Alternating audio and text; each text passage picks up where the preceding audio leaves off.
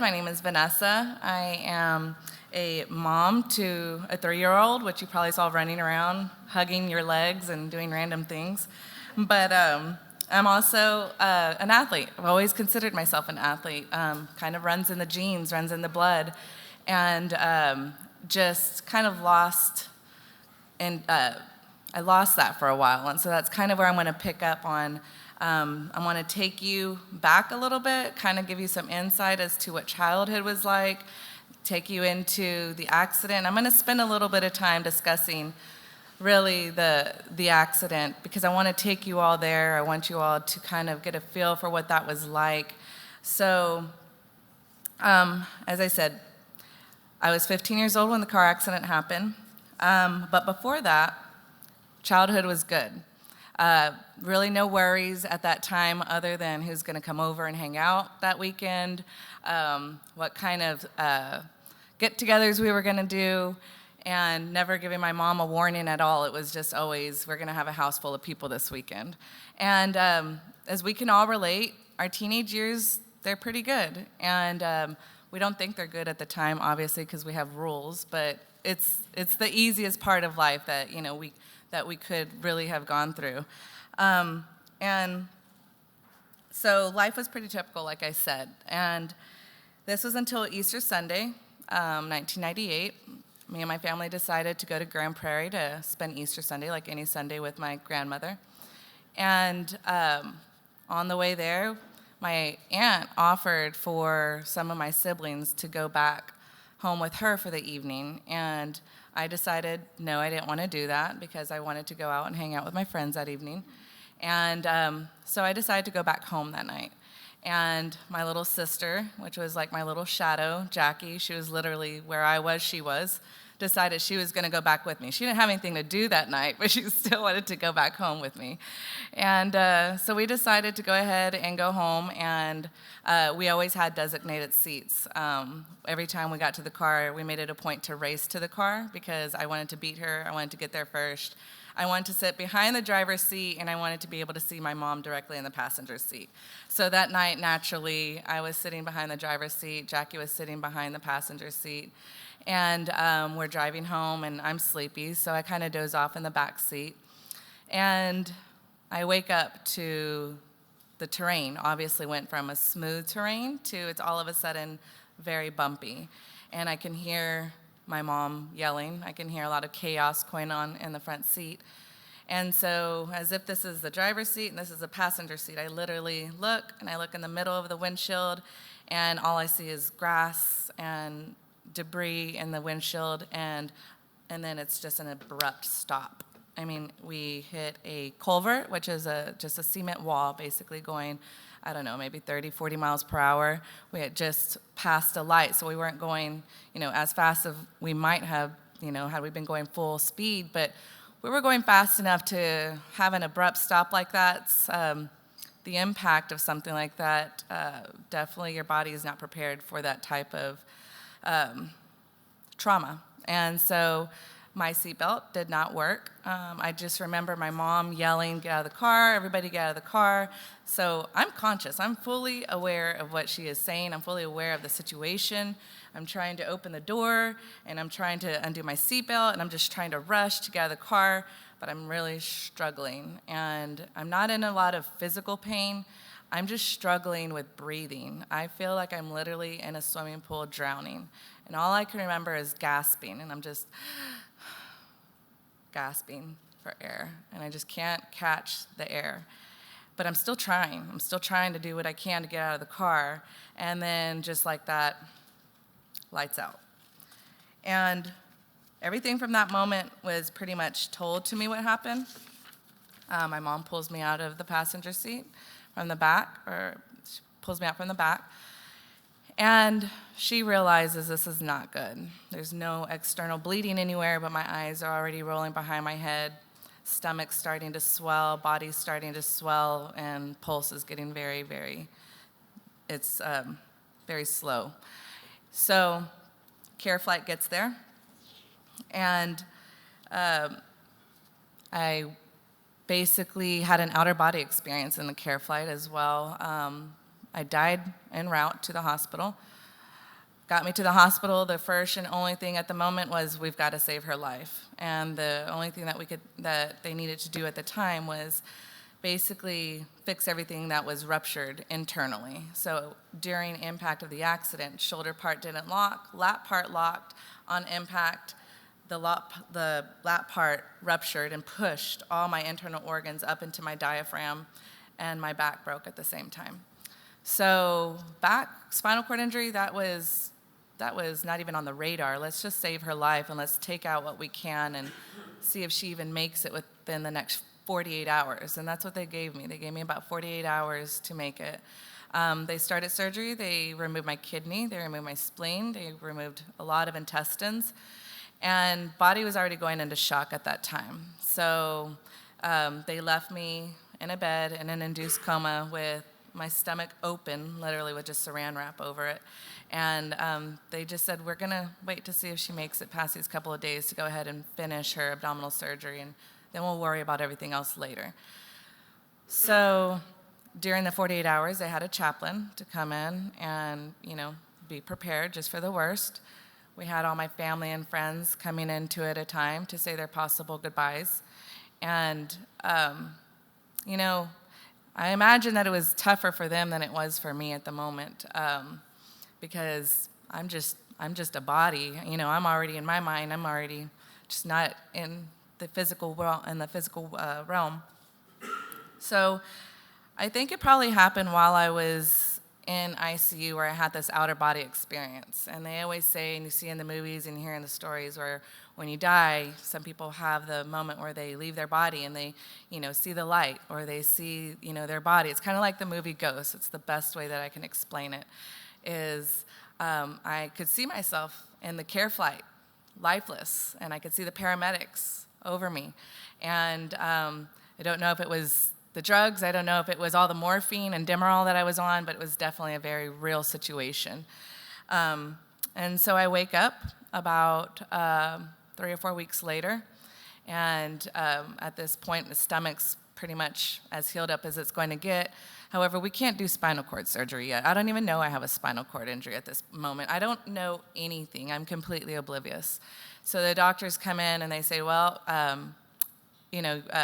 they're working on my stomach and messing with me, and something doesn't feel right, just can't really figure out what. But my family, nobody really wants to tell a 15-year-old at the time something that they don't even accept themselves, which is you might not walk again, and you're paralyzed, and so life is about to change very drastically.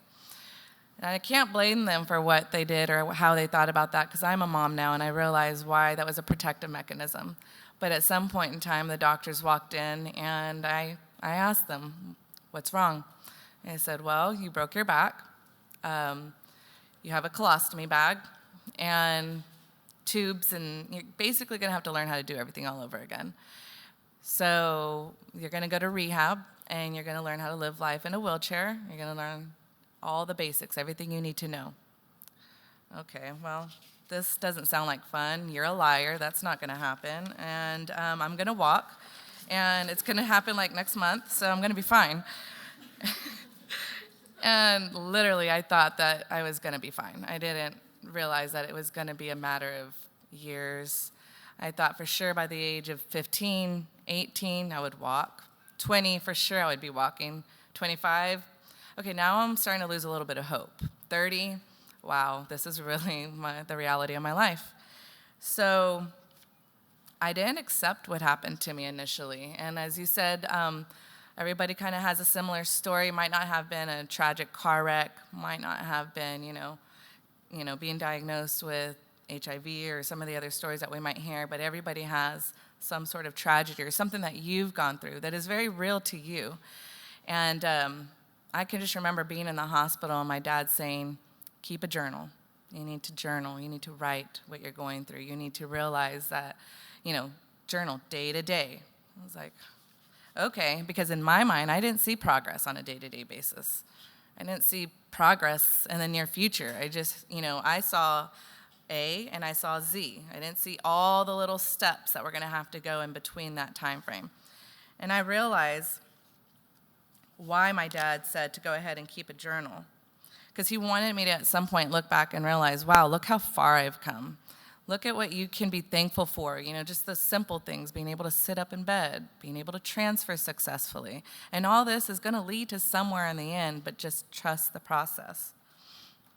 And in the moment, we tend to give ourselves zero credit for those little milestones that we make. So progress, I kind of want to say this. Progress, even if it's small, it is a big deal because it provides hope for something much bigger. And I realize that now, and it's something that I definitely want you all to remember as well, that when you are going through something let's be realistic, and let's just kind of look at the little goals, and let's look at the little picture, and just journal and keep track of what you're doing. That way, there's going to be a time when you look back and you realize how far you came. But having a plan Z is good, but let's go with B and C and everything else in between to get there. But progress can be slow. Progress can be very minimal, and it definitely was the case with me. There was, like I said, no jumping out of a wheelchair and walking again. That didn't happen. As a matter of fact, I went back to high school in a wheelchair. I remember falling for the first time in high school and I didn't want to do it. I hated everything about me. I didn't recognize this person. I had never even seen somebody in a wheelchair before my accident, so this was all very new to me. So I had a lot of negative feelings towards myself. Again, I didn't accept what had happened to me. So I put myself in my own self-induced drug coma for many years. And when I say many years, from the age of 16 to the age of 30. I started using heavily by my sophomore year. Any kind of upper that I could get my hands on, I was doing. Whether it was Adderall, Coke, crack, meth, you name it, nobody would have ever guessed it because I, had a very stable family, and all they wanted to see was me happy. So I had what I thought, a good way of disguising it, because if I was on these uppers, I was happy, but I was not really accepting of anything that had happened to me. So I did therapy, and I was just like a zombie. I was going through the motions because I'm still a teenager. I really have no choice, do what my family says, do what the doctors say, and so all that meant was therapy. And my mom, if I wanted to go out and hang out with my friends, because naturally I'm a people person, if I wanted to do that, I had to do therapy. So that was, again, no option that I had. I just wasn't really ever embracing what therapy meant. It was just the motions. I was just going through the motions. So let's see. Up to this point, I was a teenager with a spinal cord injury. I was a drug addict, and I was living what I thought a really good disguised double life. Probably wasn't to my family. I'm sure they saw right through it. But when you have zero self-respect and zero value of yourself, you also tend to settle with others and in relationships that don't have any respect for you either. And that was what happened to me. So this caused me to be in an 8-year relationship that wasn't only physically abusive, but even worse, it was verbally abusive. I was reminded daily, weekly, that I was crippled, that I couldn't fend for myself, and that I couldn't protect myself from harm. So just when I thought I was broken, somebody reminded me daily for 8 years that I was broken. And, I didn't have control of that situation because, again, I kept myself in my own self-induced drug coma. So I didn't really see anything better. I was just thankful that I had a guy there to take care of me and help me. And, and for me, I was at a plateau. This is as good as Vanessa's going to get. But after 8 years of being in this abusive relationship, I decided to go ahead and leave him. I'm an older sister of 4 girls. I knew at some point in time they hated to see me going through that, and I wouldn't want anybody to treat them in the same manner that I was being treated, and I had to make a step. So that was just a baby step for me. But by age 30, I was blessed again with a daughter, and that was my aha moment. That was my reason I had to make a change. And so I finally had something or someone bigger than myself that I had to give an example of strength and confidence, and I had to find it within myself to do this. And I also had to get clean. Forced sobriety when you become pregnant. I mean, you have an option. For me, I really didn't have an option. I had a little girl before Isabella that was taken away at 7 months, and she passed, and it's a whole other chapter in my life. But this was a second chance for me. And this was also an opportunity for me to be able to do things the right way. And so I did get clean. I sobered up while I was pregnant with her, and I stayed sober. And when I had her, I realized that it was time to take myself out of this comfort zone, this pity party, and start living for her and not for myself. So this was the best thing that I could have ever actually done with myself. I had to be open, I had to be real with my family, I had to be real with my friends, and I had to be real with myself. And when we can do that, some really magical things can happen at that moment. So my solution was I found a passion. And I wasn't sure if I was going to be able to do this. I didn't even ever hear of this, but it was CrossFit. My sister, who was my shadow, who was in the car wreck with me, kind of was always on the back, telling me what I could or should be doing, because she knew what I was doing and she knew it wasn't right. But she also knew that she couldn't make me do something until I was ready to do it. So she introduced CrossFit. She said, here's the person, here's the contact, do with it what you want. If you want to do something with it, you're going to do something with it. And I did. So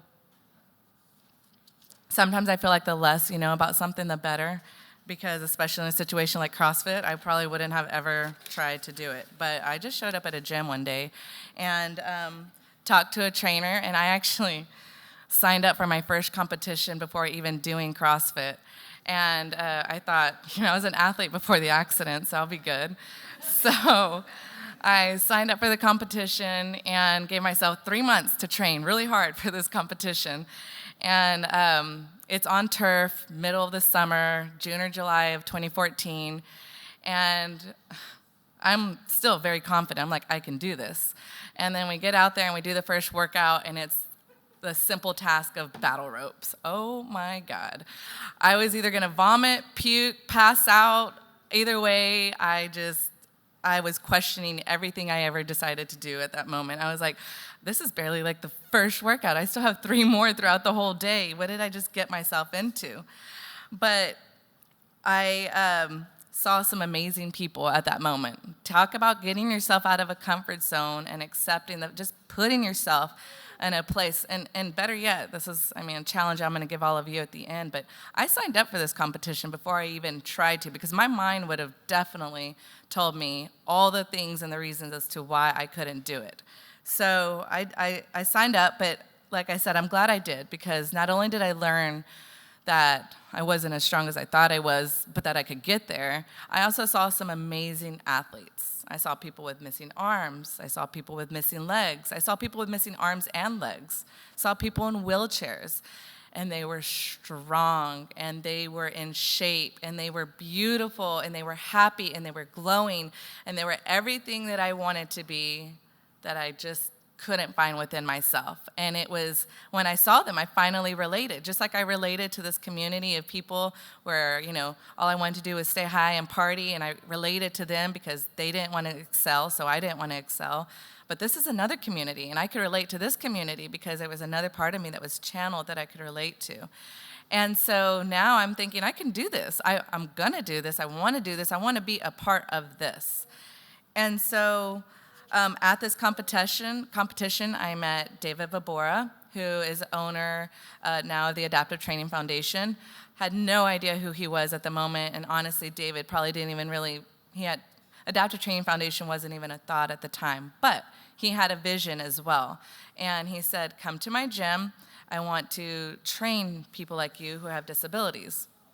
This guy, if anyone's ever seen him, is an obvious athlete. He's a big, burly man full of muscles. And he's, you look at him, you're like, you obviously play something. I just don't know what, but you look really strong.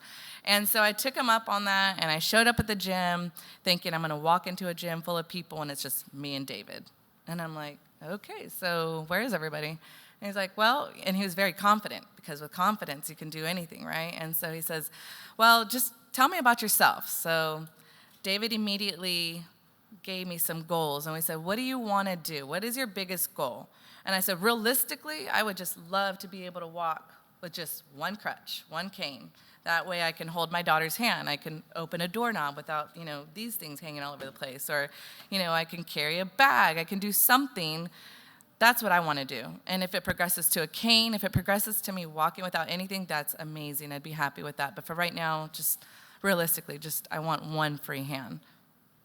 Okay, we can do that. And I'm sure in his mind he probably saw far more than that, but he's patient with me, and he said, that's fine, we can definitely make that happen. So, I'm trying to keep on track here because I know I'm probably closing close to my time. So after 2 years, I stuck with David. David created the Adaptive Training Foundation, where other people with disabilities started rolling in, and I saw people that I could relate to again. And then I saw the same lost eyes that I had. I could see them, and I knew exactly where they were coming from. And I said, I belong here. I finally realized that every single horrible thing that I've been through, it's going to pay off some way. It's going to go hand in hand with what this program is. And so I finally realized, after sticking with David, sticking with ATF, doing CrossFit, being open, that my biggest downfall was how fearful I was to do things that made me uncomfortable. I just didn't want to allow myself to be uncomfortable.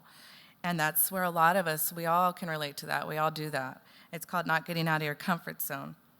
So my mind was my biggest obstacle. It wasn't just the physical, what we see on the outside. That's obvious. We all know, obviously there's something wrong with you. You got crutches, something. But what was going on internally and mentally was really the fear. That was my biggest barrier. That was my biggest. These literally are just crutches. These have just been a crutch in my journey. And I've realized that, at some point in time, these crutches are also associated with fear. If I let go of this, I need to grab onto something. I don't trust myself. And that's where a lot of us, we need to be able to trust ourselves, and we need to be able to just have that little bit of hope and vision. And so now I can say these leg braces also, I don't know if y'all saw these beautiful leg braces as I walked up here. They used to identify me. I was ashamed of who I was. Again, I didn't accept who I was. Therefore, if I walked in with these, I thought that's all people saw. And so I hated the fact of that. But now, once you have the confidence and once you start rolling in, I wear these leg braces with my Crocs or my size 12 shoes when I normally wear a size 8. I roll in and I walk in with them, and I hold my head up high because I know what I've been through. I know what I'm capable of. I know that I am a strong person. I know that I'm going to exuberate that and pass that on to someone else if I can keep the same mentality that I've learned over the years. So my lesson, and the lesson for all of you, is that if your mind is right, your body will follow. And if your mind is right, as you said, the body will do things that you just didn't even think were possible. You just got to be realistic with yourselves. So you have to recognize what's going on internally, and you have to be open with others around you. Embrace the right community, embrace the right people, be real with yourself and be real with other people so that you have the opportunity to make that step and to change. So we're just gonna cut a lot out of this since I only got a minute. We're gonna go ahead and wrap it up with this. In closing, I want you all to challenge yourself. And I know Vaughn kind of touched on it, and I was like, don't go there, because I'm going to piggyback where you just left off, and you didn't go there, so I was really happy with that. So in closing, as I said, challenge yourself. He said challenge yourself. He said go home and don't just be an inspiration. He said be an inspiration. To be an inspiration, do something about it. Go sign up for something that makes you uncomfortable. Go do something that you've wanted to do that your mind, you think, I can't do that. Do it. Don't allow the attacking of the mind to do that. And you will be really amazed at what you're capable of doing. And I want to say that if you're in the right community, I have my ATF family here, for example. I want to...